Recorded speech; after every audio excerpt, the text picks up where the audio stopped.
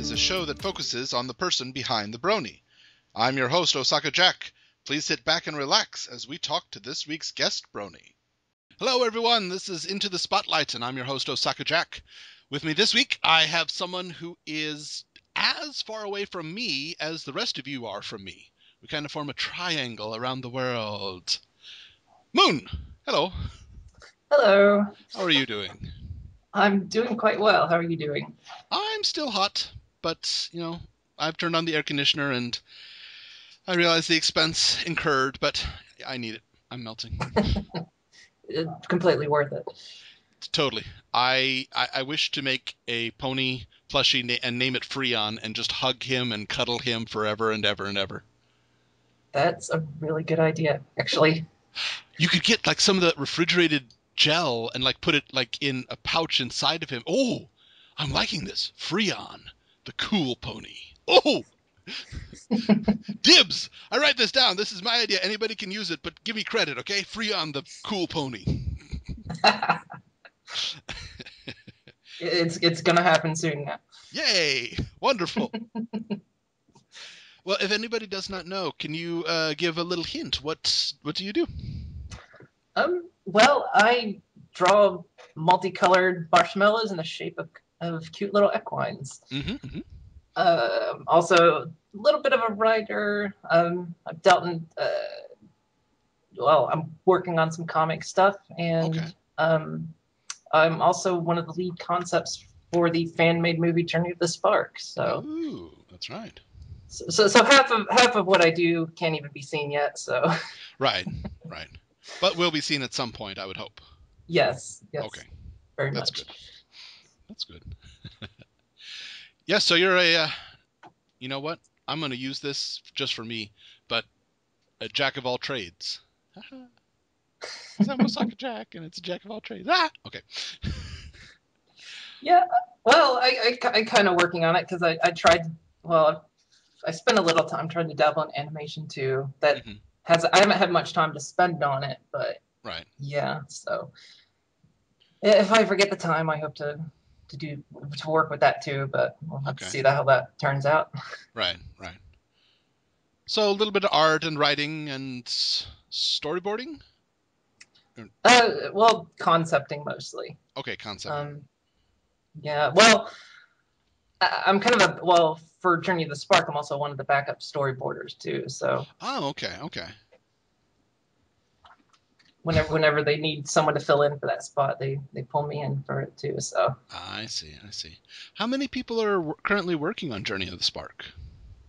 I'm trying to think what our last count was. We don't need Our exact, just a general figure. I think the last I heard from the director, he said at least within our that's on our employment list at least is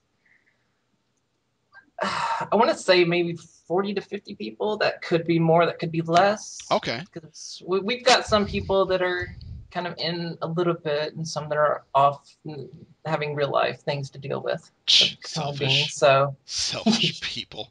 What do you do in real yeah. life? Come on now. But we always are, we're always looking for more people. We always have positions to fill. So, I Mm-hmm. mean, if anybody's ever interested in joining the crew, feel free. I feel absolutely free to apply. So. And I believe it goes without saying that you're implying somebody who's capable and willing to work is totally free to apply. Oh yes, Rather than definitely. somebody who comes in and says, you know what we should do? We should just make like Discord appear and go to the mirror pool and then make thousands of them and you can draw that, right? Yeah, we get some interesting applications sometimes. Some people who say that the hours they can work per week is just one. And we're like, One? well, yeah, just like, well, we kind of need more than that. This is a movie production. We kind of need a little bit more devotion. One hour a week. I Yes. I'm trying to imagine anything that I do in my life that only takes up 1 hour a week, and I'm having a hard time doing it. I mean, one literally, even if I go quickly, just showering every week takes up more than an hour of my week. Yeah. So, Wow. but I mean, we get some great people too. Oh, sure. We've had some great additions to the team, and Hmm. I mean, it's going to be something very wonderful. So, Yeah. very confident in that. Good. Wonderful. We shall look forward to it. Yay! You mentioned also you're working on your own comic project. Yeah. Well, ever since I started doing pony stuff, Hmm. I've done web comics in the past, Right. and I've I always wanted to do a pony comic, Sure. and I've been just kind of trying to think, well, what am I going to do it on? Uh-huh. And one time, a song came on the station, and uh, this is a song that's pretty much inspired everyone, called "I Am Octavia." Okay. And I mean, two of my favorite characters are Octavia and Vinyl Scratch, and Hmm. so after hearing that song, that kind of inspired kind of a short comic in my head, and I was like, okay, I really wanted. This is what my subject is going to be. It's going to kind of based around this song, Hmm. Hmm. and then it kind of just started to expand, Okay. and it started growing, and it started becoming a full story in itself. So it was no longer a short that was going to be working on. It was going to be a full on written out story. Nice. And I actually, one of my really good friends, I told him I was writing on it, but Hmm. I'm not always the best writer. I'm good at Okay. writing big stories, but I sometimes have problems connecting point A and point B together. But I can Okay. make all Sure. the Sure. points. Right. And I told one of my friends about it. You've actually had him on your show before. He's known as his name is Calvin. Oh, He's also Calvin known. Death Scar. Right. Right. Yes. I told him about what I was working on, and he said, well, "I'm glad to help you with it." And I was like, "Yes, I could definitely use your help with it because you're a really good writer." And so he joined me in the project, and we've been Wonderful. working on it for a few months. We've gotten kind of busy lately. He's Sure. been busy with his own stuff, and I have too. So Hmm. Hmm. we, we've gotten the first chapter written out, and Nice. we plan to release in chapters so we can kind of Okay. maintain the pacing. And Sure. you release with web comics, you release page by page. Hmm. It does get you have to worry about your pacing a lot. So True. True. Especially if it's one of those web comics that updates once a month with a message that says, "Sorry, still on hiatus." Ah. yeah, I'm guilty of that actually. I don't mind if a web comic says, "Okay, I'm sorry, but I'm done and I can't do it anymore." But I really dislike it if you get a web comic that will go for months and months and just like every 3 months, still on hiatus. Look for something big soon. Okay. And then eventually it just disappears. You're like, what? What? No. Yeah, I whenever I'm watching a sitcom, I always have a rule that I never watch a sitcom the first year. And that started from the idea of Cheers.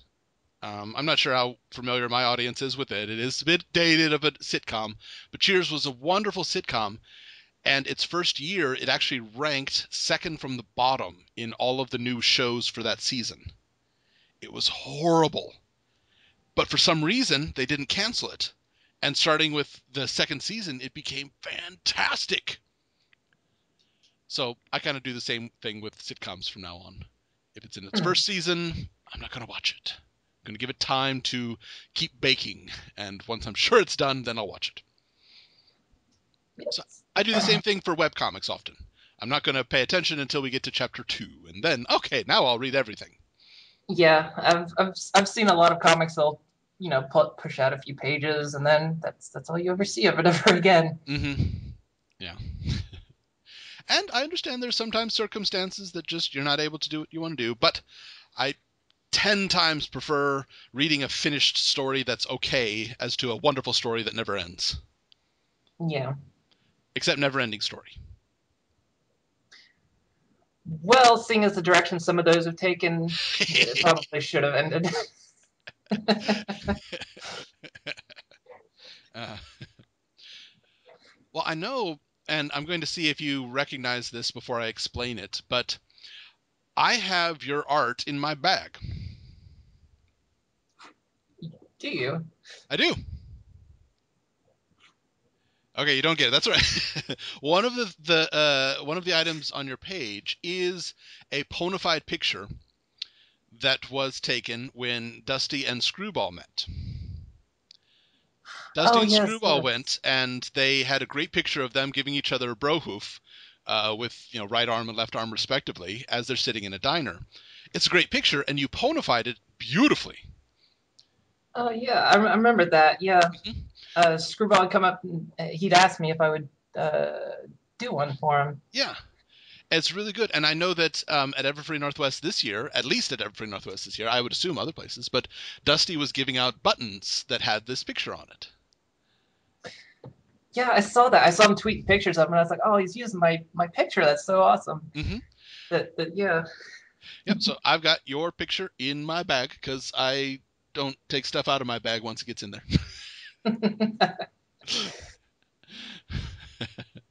What was there any other part to that story, or was that pretty much it? Just he asked you to ponify it.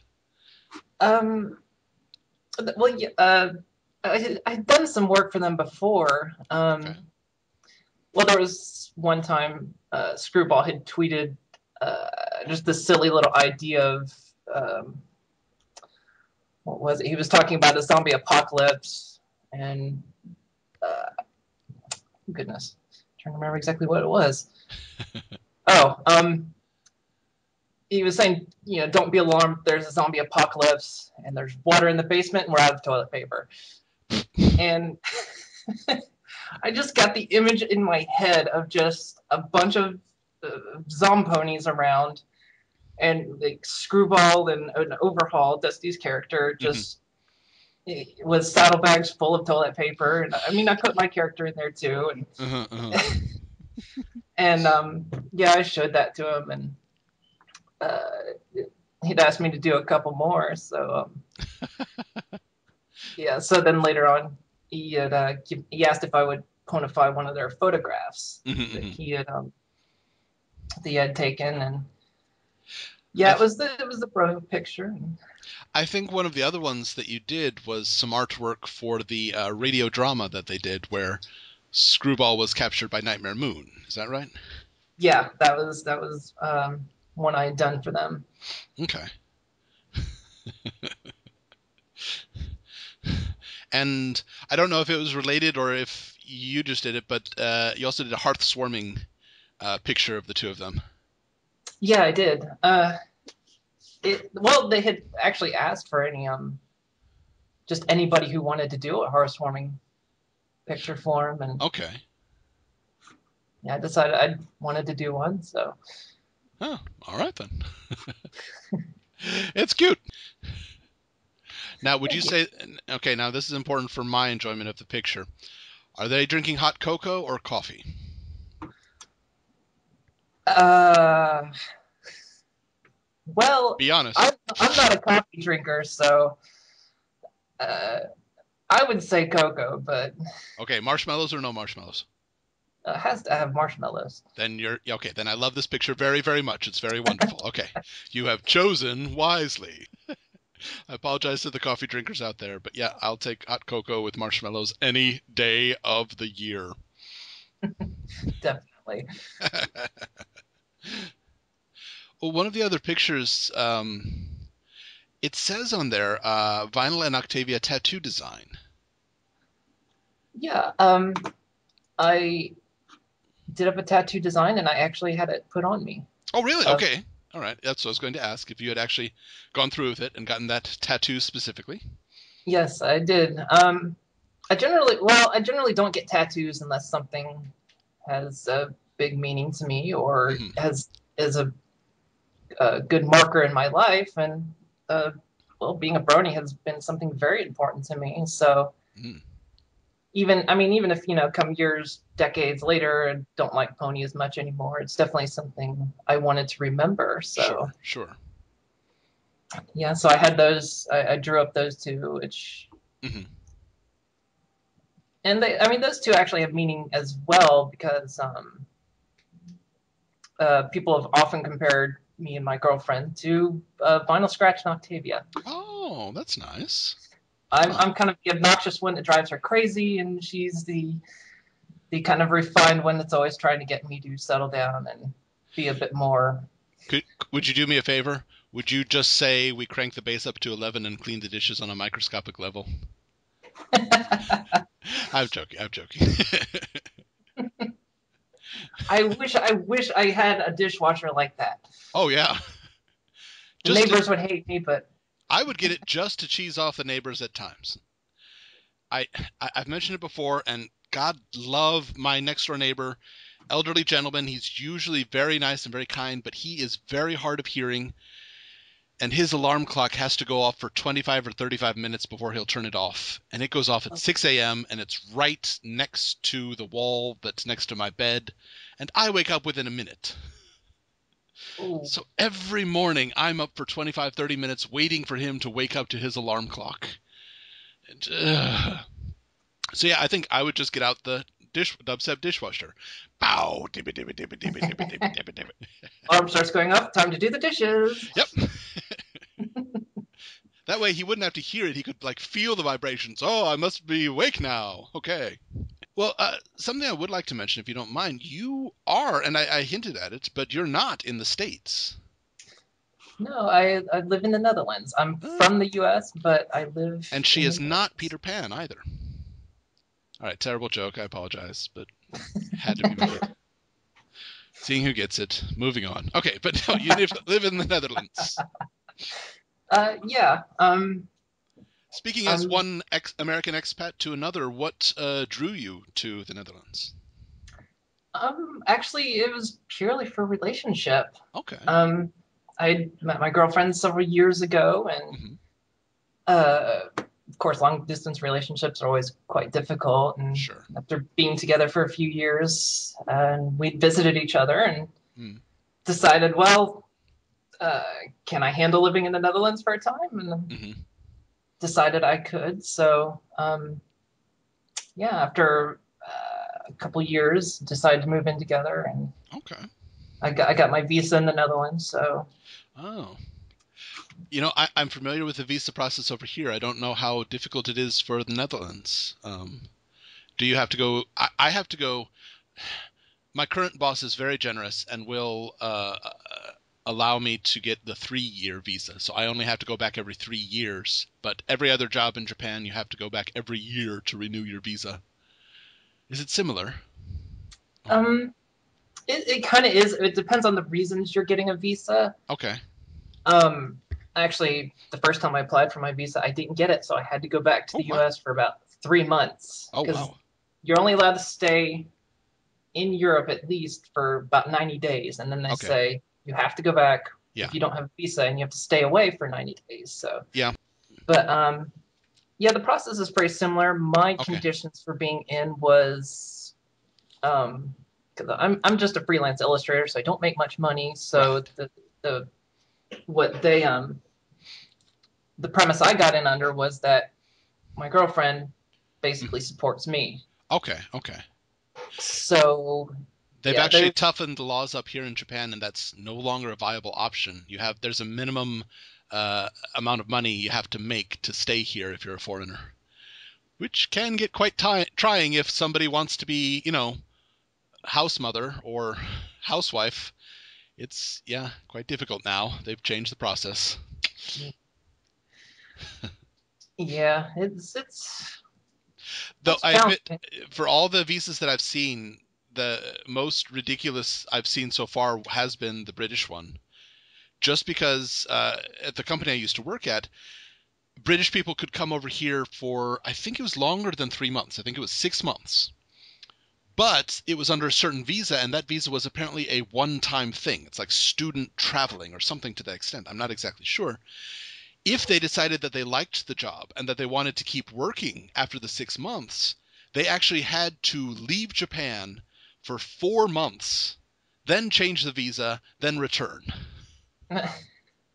that's So quite strange. it wasn't that they didn't have a job. They had a job. And the visa was fine for them. It's just for them to change a visa, they had to be living in England to get approval to change their visa to something that had already been approved. It was just so many levels of ridiculous.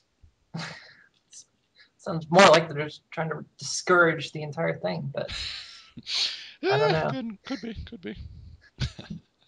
How have you found Netherlands so far? I do like it here. It's different. Sure. I don't speak Dutch hardly at all, which makes it hard to get around. There are Okay. people speak English here, but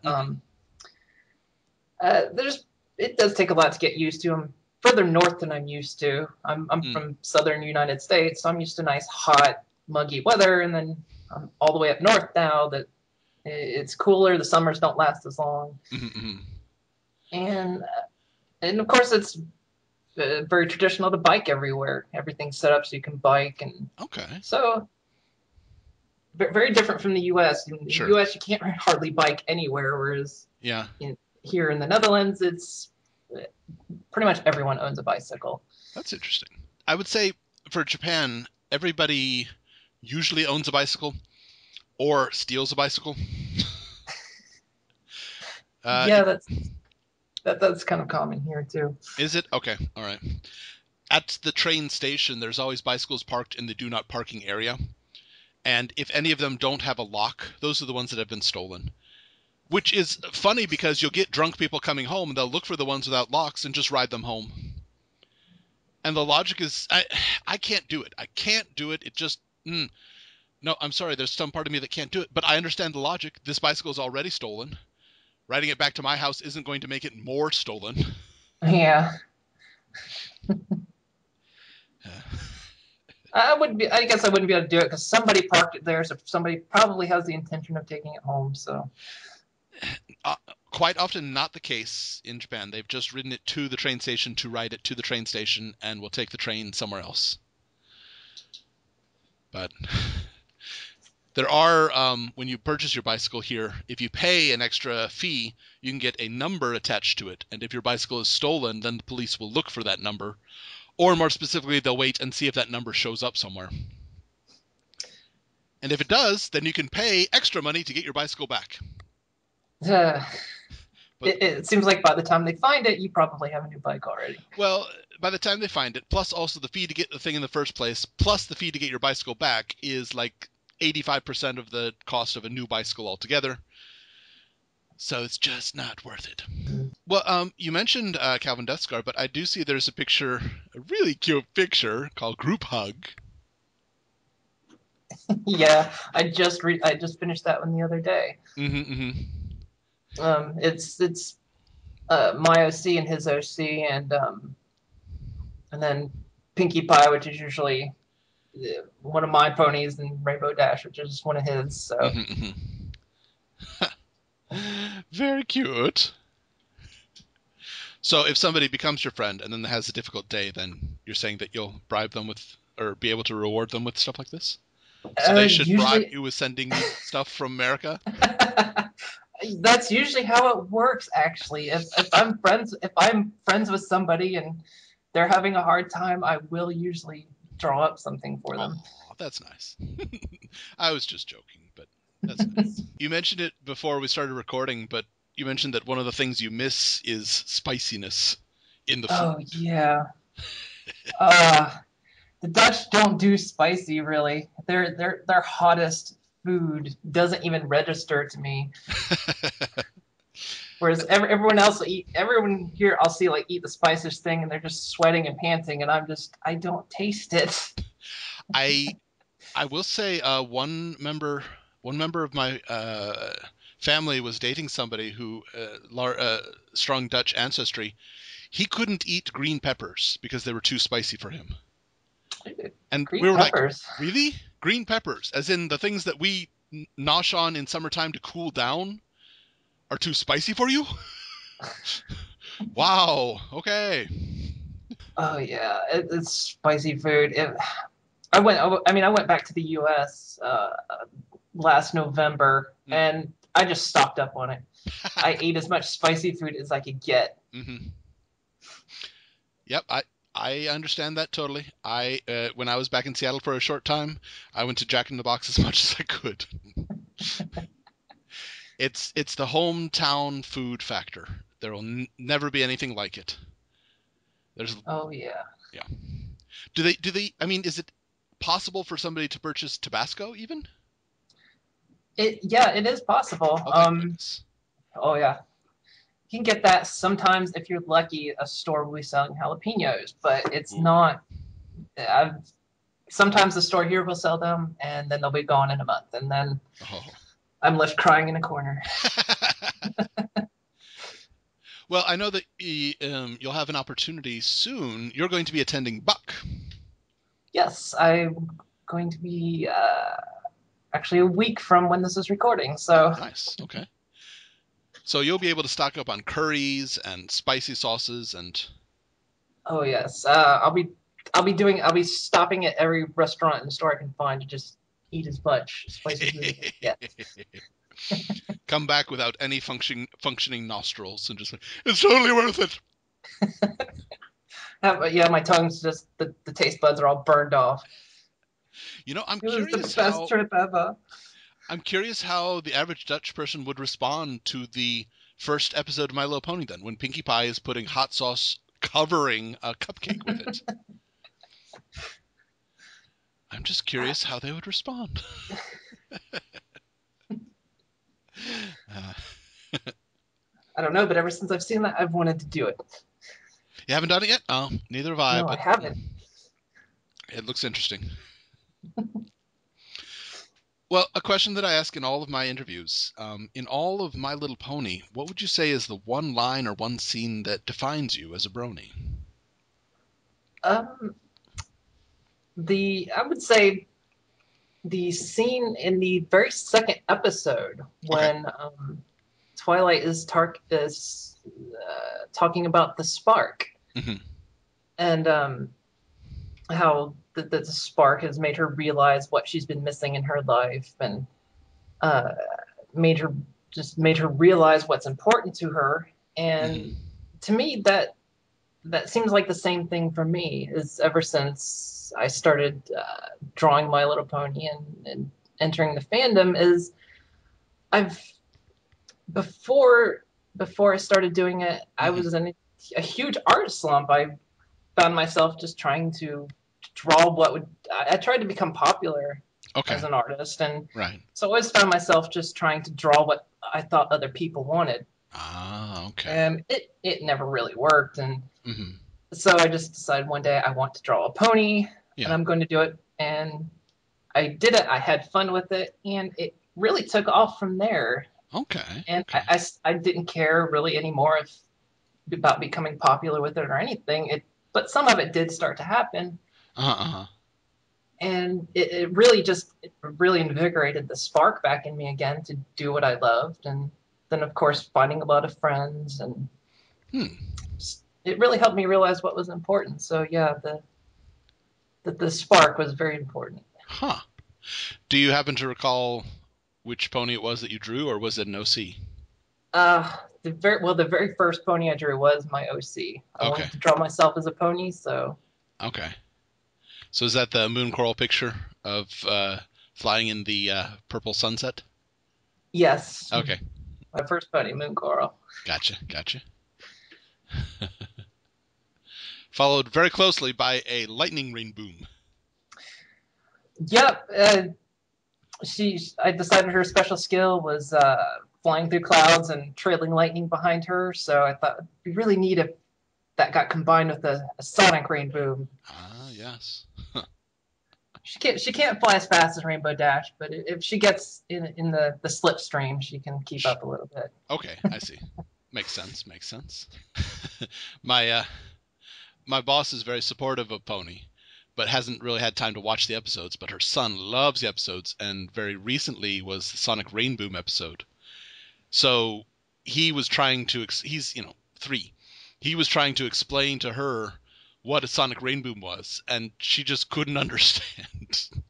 And he would say only Rainbow Dash can do it, and it's big and in the sky and circle and boom. And so she came to me and she said, can you help me?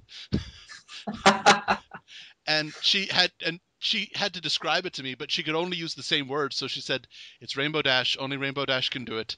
In the sky, big circle, boom." I said, "Oh, Sonic Rain Boom. Yeah, yeah, yeah. Let me show you the video. Here you go. Here you go."